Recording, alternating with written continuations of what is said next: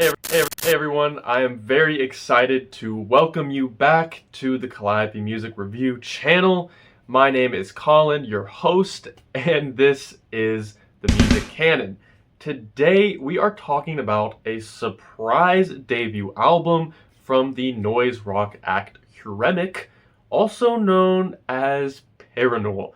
The album is called Seeking Darkness and is another side project from the incredibly innovative and influential mindscape of the Korean indie rock sensation Parannoul himself. Known largely for his reflective but magnificently energetic shoegaze and noise pop sound, Parannoul has really anchored a renaissance of the shoegaze genre, breaking into the scene with 2021's To See the Next Part of the Dream. The 2020s have really been Parannoul's decade thus far, further developing his noisy sound into one of spectacular proportions, dreamy and reflective with 2023's After the Magic, and electronically charged and uplifting with last year's Sky 100. Parannoul has also combined his VST instrumentation with fellow shoegaze artists like Asian Glow and 2022's Flaming Paraglow EP, and arguably the best album of the decade thus far, 2023's After the Night live album. Seriously, if you haven't heard After the Night, please give that a listen. It will not disappoint you, I promise you. However, in this new project, Huremic takes a slight turn from the tightly composed and highly volatile nature of Parannoul's music, replacing it with lengthy post-rock build-ups alongside a familiar combustible nostalgia. Part 1 begins with an incredibly groovy and surprisingly funky bass line that builds to a massive explosion of distortion and noise. This track really reminds me of the Japanese stoner metal and post-rock band Boris, with its quite assertive beats and just a wild and dizzying guitar sound. In fact, the entire record is brimming with this technical and fizzy synthesized distortion, high octane in its delivery, but somewhat morose and mysterious in its tone. Also, something to note as possibly another inspiration for this record is the production, going for a Have a Nice Life-like lo-fi approach that emphasizes the gaze and guitar and some seriously smashing garage drums. Part 1 ends up concluding with a bit of an interlude that adds some soft electronic phasers and minor keys alongside metro-esque ambient sounds that help construct an extensive and pretty moody atmosphere. This part really feels like a collapsing city of sorts, falling to an apocalyptic event that introduces the listener to the catastrophic mindset explored throughout the rest of the record. Part 2 then elevates the electronic flavor of the album with a bouncy digitized synth that jolts up and down the mix, fleshing out an incredibly vibrant breakbeat. This section serves as a bit of a head rush spun out on impossibly frothy guitars and a relentlessly fussing rhythm.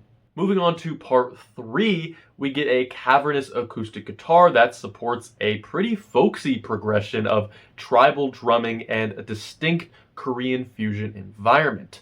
This leads to a blistering chorus of prophetic choir chants and a worm-like trumpet that slowly emerges before taking over the lead in chaotic fashion, all incorporated in a bright and rather uplifting movement. After an unstoppable distortion clears the air, the end of part 3 concludes with a spacey dreamscape of palatial cymbals, glittering tambourine, and bright keys. This outro really shows Huremic's knack for expertly manipulating rhythm, slowing it down, and incorporating meticulous electronic embellishments, and even some ominous Korean folk samples to seamlessly transition between parts. Part 4 then introduces another bustling movement fitted with an elephantine horn that twists and shouts, reminiscent of Finfjord's warbling trumpet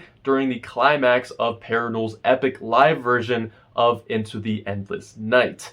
This track, although a bit more basic and unoriginal honestly in its construction, still shows off some excellent drum work through timely crashes and drum fills that push the rhythms to newer and richer heights.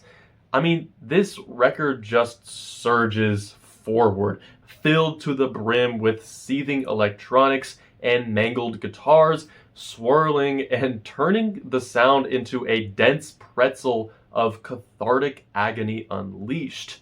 That agony can be heard in Huremic's vocals as well, which are rather different from that of Parannoul's, low-key in their usage but much heavier and divinatory in their melodic shouts and chants. After another seamless transition, Part 5 concludes the record with a slow construction that just buries the listener in gnarled guitars, smashing drums, and desperate screams that just barely canopy atop a monstrous density. It doesn't quite have the flavor of the third track or the addicting bass line of the first song, but Part 5 is an exceptionally satisfying end to a fantastically dense and imaginative 60 minutes. Now, despite a chaotic makeup, it's clear the sound of this record has a lot of passion and fury behind it. However, it's not so clear when considering the lyrics and the message of the album. It's honestly difficult to hear what Parannoul is saying through all the many layers of searing distortion and shifting between English and Korean lyrics. Based on the title though, and from some snippets I can make out, the record seems to be about some degrading anguish that pushes the narrator to look towards darkness, possibly for comfort or self-loathing. Through repeated chants, this darkness seems to become an entity in of itself, a final destination for the narrator's wilted body and mind. In my interpretation, the album seems to show a collapse of sorts, a downward spiral into dark corners full of traumatic flashbacks and painful rememberings. Again, I could be completely wrong. I don't even understand the language of half of these lyrics, but these are just the sort of feelings that arise from listening to Parannoul's absolutely foaming vocals.